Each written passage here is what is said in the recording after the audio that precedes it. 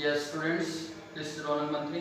आज हम बात करने जा रहे हैं, हमारा जो नेक्स्ट टॉपिक है वो मॉडर्न पीरियोडिक टेबल। अब मॉडर्न पीरियोडिक टेबल में किस तरीके से किसने दी, क्या लो दिया, तो थोड़ा सा मैंने आपको लास्ट क्लास में बताया भी था, और उसके बेसिस में नेक्स्ट जो आगे अपनी क्लास हो रही है आज की, उसमें मैं आपको डिटेल में इस टेबल के बारे में बताने जा रहा हूँ। तो क्या है मॉडर्न पीरियोडिक टेबल, क्या उसके बारे में था, उसके बारे में हम अभी डिस्कस करते हैं। तो मॉडर्न पीरियोडिक टेबल जो देने वाले साइंटिस्ट थे वो हमारे थे हेनरी मोजले। हेनरी मोजले ने क्या करा, जो जितने भी साइंटिस्ट पहले अभी तक आए थे उन्होंने एटॉमिक रेडियस को मेन जो ज़्यादा एटॉमिक रेडियस ना होगा कि एटॉमिक मास को ज़्यादा इंपॉर्टेंस दी। इन्होंने क्या करा, एटॉमिक मास को ना लेकर के क्या लिया, एटॉमिक साइज, यानी कि एटॉमिक साइज मान ले या फिर एटॉमिक नंबर मान ले। तो एटॉमिक नंबर को इन्होंने इंपॉर्टेंस दी, यानी कि एटॉमिक मास की जगह इन्होंने काम में लिया एटॉमिक नंबर। तो एटॉमिक नंबर को इन्होंने बताया कि जो पीरियोडिक फंक्शन से रिलेटेड होते हैं, और जो अभी तक जो साइंटिस्ट है उन्होंने बताया था कि एटॉमिक मास जो होता है वो इनकी केमिकल प्रॉपर्टीज या फिजिकल प्रॉपर्टीज से रिलेटेड होता है। तो अब देखते हैं अपन इसके बारे में पॉइंट वाइज। तो chemical properties of and physical properties of the element are periodic function of their atomic numbers, यानी केमिकल प्रॉपर्टीज और फिजिकल प्रॉपर्टीज जो होती हैं किसी भी एलिमेंट की, वो क्या होती है, उनके एटॉमिक नंबर पे डिपेंड करती है, एटॉमिक नंबर के पीरियोडिक फंक्शन होती हैं। ये बात हो गई हमारी एटॉमिक नंबर से रिलेटेड, इनका जो लॉ था उसकी। ये लॉ क्या करा इन्होंने पहले के मुकाबले मॉडिफाइड करके दिया। जो मेंडेलीव थे उन्होंने एटॉमिक मास लेकर के सेम लॉ दिया था, इन्होंने क्या करा, एटॉमिक नंबर लेकर के यही लॉ वापस से रिपीट करा।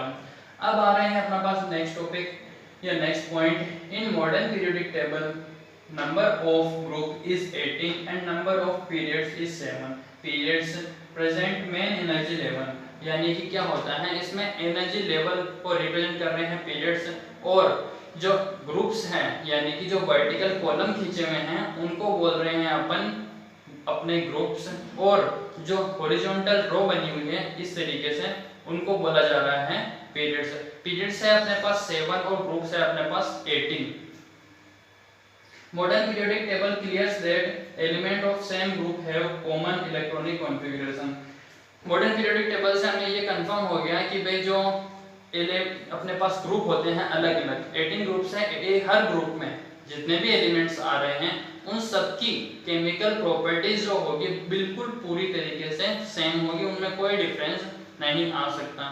नेक्स्ट पॉइंट अपने पास आ रहा है, on going top to bottom in the same group only number of shells changes, यानी जब अपन ऊपर से नीचे की तरफ यानी ग्रुप में ऊपर से नीचे की तरफ जाएंगे तो केवल नंबर ऑफ सेल्स ही चेंज होते हैं, यानी जो सर्कल्स बने हुए होते हैं ऑर्बिट होते हैं केवल वही चेंज होते हैं और कुछ भी चेंज नहीं होगा। Next, in modern periodic table left hand side of the periodic table comes electropositive metallic elements. Left hand side में मॉडर्न पीरियोडिक टेबल में इलेक्ट्रोपॉजिटिव मेटल्स प्रेजेंट हैं, और in right hand side comes electronegative non metallic elements. Right hand side में electronegative element यानी कि जो होते हैं नॉन मेटालिक एलिमेंट्स वो प्रेजेंट हैं। इन दोनों के बीच में फिर आती है ए zigzag line draw below B S I S T E A T, यानी कि बोरोन सिलिकॉन, इस तरीके से ये पूरे नाम होंगे। ये क्या करते हैं, इस टाइप के जो एलिमेंट्स होते हैं इनकी जो नीचे वाली बाउंड्री होती है वहां पे जिगजैग शेप की एक लाइन बनी हुई होती है। वो लाइन क्या करती है, मेटल्स और नॉन मेटल्स को अलग अलग पार्ट में डिवाइड करने का काम कर रही है।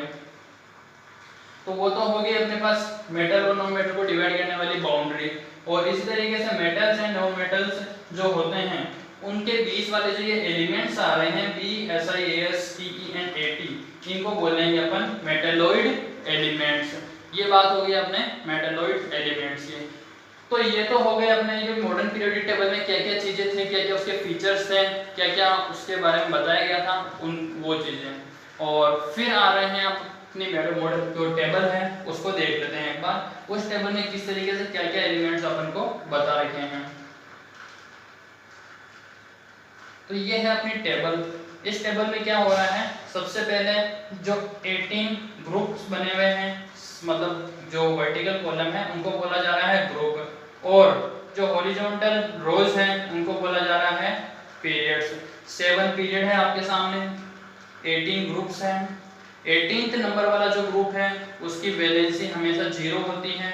हीलियम, नियोन, आर्गन, जो ये एलिमेंट्स हैं उनकी वैलेंसी क्या होगी, हमेशा 0 होगी। और ये और अपने पास यहाँ पे एक्टिनाइड और लेक्टिनाइड नीचे दो सीरीज दी हुई है, दो मतलब रो दे रखी है नीचे की तरफ, वो क्या होती हैं, अलग से इसमें एडजस्ट की गई थी, जो मतलब अपने पास जो दो एलिमेंट है उसी के पीछे की तरफ इस तरीके से आगे की तरफ या पीछे की तरफ निकली हुई मानी जा सकती हैं, इसलिए उनको अपन रिप्रेजेंट 3D डायग्राम को यहाँ नहीं कर सकते, इसलिए उनको नीचे अलग तरीके से बता रखा है। फिर आ रही है अपने पास पीरियोडिसिटी इन प्रॉपर्टीज, यानी कि जो प्रॉपर्टीज हैं वो किस तरीके से मॉडर्न पीरियोडिक टेबल में चेंज होती हैं ऊपर से नीचे जाने पर या लेफ्ट टू राइट जाने पर। फर्स्ट आ रहा है अपने पास एटॉमिक रेडियस। एटॉमिक रेडियस का क्या इफेक्ट पड़ता है भाई, अगर अपन पीरियड्स में लेफ्ट टू राइट जाएं और ग्रुप में ऊपर से टॉप टू बॉटम जाए, ऊपर से नीचे की ओर, तो इन periods as we move left to right atomic number of elements increases। जैसे जैसे अपन पीरियड्स में लेफ्ट से राइट जाएंगे एटॉमिक रेट जो नंबर है वो तो क्या होगा, इंक्रीज होगा। Hence number of proton increase, number of proton increase हो रहा है, नंबर ऑफ प्रोटॉन इंक्रीज हो रहा है तो attractive force of outer most electrons increase, यानी कि जो न्यूक्लियस की वजह से एटॉमिक फोर्स जो लगता है वो क्या हो जाएगा, बढ़ जाएगा। इलेक्ट्रॉन्स की वजह से इलेक्ट्रॉन्स के ऊपर जो फोर्स लग रहा है, मतलब इलेक्ट्रॉन्स को अपने पास खींचने की जो कैपेसिटी होती है न्यूक्लियस की, वो बढ़ जाएगी। And size of atomic radius decrease, और जो साइज होगी एटॉमिक रेडियस की वो क्या होगी, कम हो जाएगी, क्योंकि इलेक्ट्रॉन्स को अपने पास खींचने की कैपेसिटी जैसे जैसे अपन राइट में जा रहे हैं बढ़ती जा रही है, तो फिर उनके ऊपर जो उनकी जो साइज है वो क्या होती जा रही है, कम होती जा रही है। एग्जांपल अपन समझना चाहें तो lithium, barium, boron, carbon, nitrogen, इस तरीके से लेफ्ट से राइट जब अपन जा रहे हैं तो एटॉमिक रेडियस की जो साइज है वो डिक्रीज हो रही है। अगर एटॉमिक रेडियस डिक्रीज हो रही है तो ये अपन को डायरेक्ट पता चल रहा है कि एटॉमिक साइज भी डिक्रीज होगी। तो इसी बेसिस पे एटॉमिक साइज के लिए भी आप सेम प्रोसेस लिखेंगे, जहां एटॉमिक रेडियस है उस जगह एटॉमिक साइज लिखना आ जाएगा, बाकी एज इट इज रहेगा। नेक्स्ट आ रहा है अपने पास ग्रुप। तो in group on going top to bottom atomic number of elements increase. जैसे ही अपन क्या करते हैं ग्रुप में ऊपर से नीचे की ओर जाएंगे तो फिर क्या हो रहा है, अपने पास एटॉमिक नंबर तो क्या हो रहे हैं, बढ़ रहे हैं। एटॉमिक नंबर बढ़ रहे हैं तो उनके जो सेल्स हैं वो भी बढ़ रहे हैं, जैसा कि अभी अपन ने पहले देखा था। तो सेल्स बढ़ने की वजह से जो इलेक्ट्रॉन है वो पहले के मुकाबले दूर, थोड़ा और दूर, थोड़ा और दूर, मतलब इस तरीके से दूर होता जा रहा है। तो दूर होने की वजह से इनके ऊपर जो चार्ज है पॉजिटिव, मतलब जो खिंचाव का अट्रैक्टिव फोर्स है वो क्या हो जाएगा, पहले के मुकाबले कम हो जाएगा। और कम हो जाएगा तो साइज क्या हो जाएगी, पहले से थोड़ी बड़ी हो जाएगी। और साइज बड़ी हो गई तो मतलब उसकी जो रेडियस हो रही है वो क्या हो रही है, पहले के मुकाबले बड़ी हो रही है। तो ऊपर से नीचे की तरफ जाने पे lithium, sodium, potassium, rubidium, caesium में जाने पे ऊपर से नीचे इंक्रीज रेडियस, रेडियस क्या हो रही है, बढ़ रही है। और रेडियस बढ़ रही है तो साइज भी बढ़ेगी।